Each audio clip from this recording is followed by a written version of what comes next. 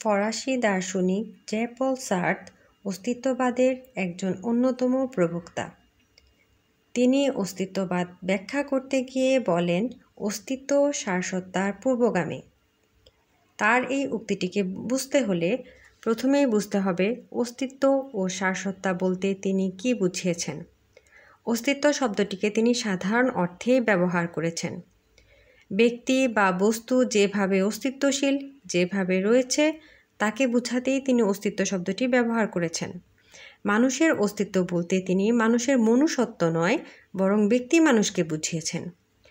যেমন রহিম, করিম, যদু, মধু, শ্যাম, তারা যেভাবে অস্তিত্বশীল, আমরা পৃথিবীতে যেভাবে ব্যক্তি বস্তুদেরকে দেখতে পাই, ঠিক সেই অর্থেই তিনি অস্তিত্ব শব্দটিকে ব্যবহার করেছেন।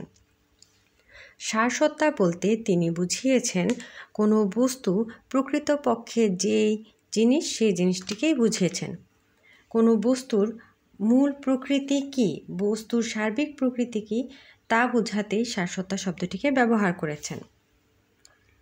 অস্তিত্ব সারসত্তার পূর্বগামী, এই উক্তিটি তিনি ব্যক্তি মানুষের ক্ষেত্রে প্রযোজ্য বলে বলেছেন। অস্তিত্ব সারসত্তার পূর্বগামী এই উক্তিটি তিনি জড়জগতের ক্ষেত্রে প্রয়োগ করেননি, কারণ অমানবীয় জড়জগতের ক্ষেত্রে সারসত্তা অস্তিত্বের পূর্বগামী। বিষয়টি ব্যাখ্যা করা যাক। কোনো একজন শিল্পী বা কারিগর কোনো একটি বস্তু বা কোনো একটি পণ্য তৈরি করার পূর্বেই তার ধারণা বা নকশা তৈরি করেন। কোনো একটি বস্তু তৈরি করার পূর্বেই তার নকশা তৈরি করেন, তারপর তিনি সেই বস্তুটিকে তৈরি করেন। তার যে ধারণা বা নকশা, সেটিই হচ্ছে সেই বস্তুর সারসত্তা। এবং এরপরে যে বস্তুটিকে তৈরি করা হয় তখন সে বস্তুটি অস্তিত্বশীল হয়। সুতরাং জড়জগতের ক্ষেত্রে সারসত্তা অস্তিত্বের পূর্বগামী। মানুষের ক্ষেত্রে অস্তিত্ব সারসত্তার পূর্বগামী। মানুষ প্রথমে অস্তিত্বশীল হয়, তারপর সে তার সারসত্তা নিরূপণ করে। মানুষ প্রথমেই তার আত্মোপলব্ধির মাধ্যমে যখন তার সম্ভাবনাগুলোকে জানতে পারে, তখন সে অস্তিত্বশীল হয়।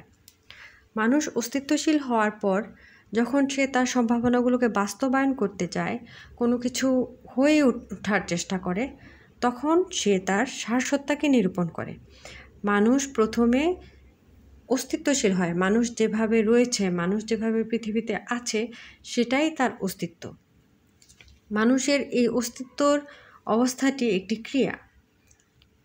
মানুষ যখন তার সম্ভাবনাগুলোকে জানতে পারে, মানুষের মধ্যে যখন আত্মোপলব্ধি হয়, মানুষ যখন নিজের সম্পর্কে সচেতন হয়ে ওঠে, তখনই সে অস্তিত্বশীল হয়। সচেতন হওয়ার পরে মানুষ যখন কোনো কিছু হয়ে ওঠার জন্য, তার সম্ভাবনাগুলোকে বাস্তবায়ন করার জন্য চেষ্টা করে, মানুষ তার সম্ভাবনাগুলোকে বাস্তবায়ন করে বা করার চেষ্টা করে, তখনই সে তার সারসত্তাকে নিরূপণ করে, তখনই সে তার সারসত্তাকে তৈরি করে। সুতরাং মানুষের ক্ষেত্রে অস্তিত্ব সারসত্তার পূর্বগামী। মানুষের সারসত্তা নির্ধারিত বা স্থায়ী কিছু নয়।